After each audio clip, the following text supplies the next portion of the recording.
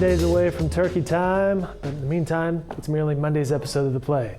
Good evening, I'm Dave Morris. Thanks for clicking on The Play here on newsok.com as we take a look at some of the stories that you can find in upcoming editions of the Oklahoman, including the common produce item that's helping break the cycle of poverty in Africa.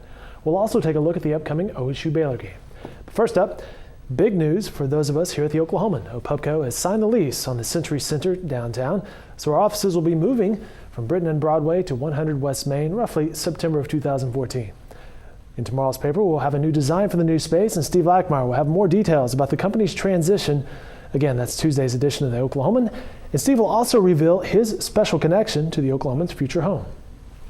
Temperatures are expected to drop later this week, but a group of Metro School's children will be ready for the start of school. The Oklahoman's Leanne Manwarn reports that firefighters gave nearly 500 coats to students at Greystone Upper Elementary School. That happened this morning. It's part of a long-standing tradition in which firefighters and members of the community collaborate to give children warmth via coats every year. A Piedmont woman is helping children as well, also widows in Africa, by planting apple trees. Sharon Allen has helped establish orchards in 8 different countries, and she's working with several other African nations to establish orchards. Because the plants are not native to the country, it takes a lot of work and a lot of care to get the trees to bear fruit. You don't just plant them like here. You can plant the tree. You can go to the nursery, buy the tree, and plant it in your yard. Within 7 to 10 years, you'll have apples on that tree if you buy a seedling. The tree won't necessarily produce apples because they don't ever drop their leaves. Like we have definite changes of seasons here with the winter, the fall and the winter. All of our leaves drop unless they're an evergreen.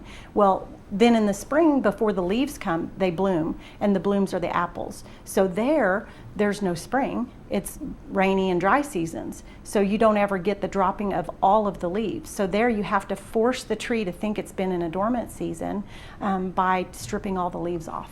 And then it will think it's been dormant, and it will bloom and start to produce apples. You can learn more about Sharon's efforts by reading Carla Hinton's article in Tuesday's Oklahoman. Turning to sports, the Oklahoman's Gina Mizell looks at the performance of OSU quarterback Clint Shelf.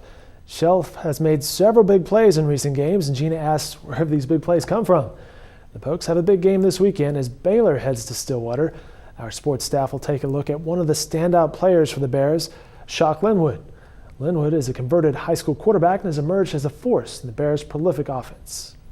Expect mild temperatures Tuesday and Wednesday in Oklahoma with highs in the 60s. A cold front will then move through the state on Thursday, and forecasters say some light snow may develop behind the front on Friday and Saturday. Meteorologists say expect that snow to be north of the I-44 corridor. Looks like it's time to bundle up in the state. Hey, Nuggets visit the Thunder tonight downtown. We'll have coverage from the NBA action online late tonight at newsok.com, and of course in tomorrow's Oklahoman. Have a great night, everybody.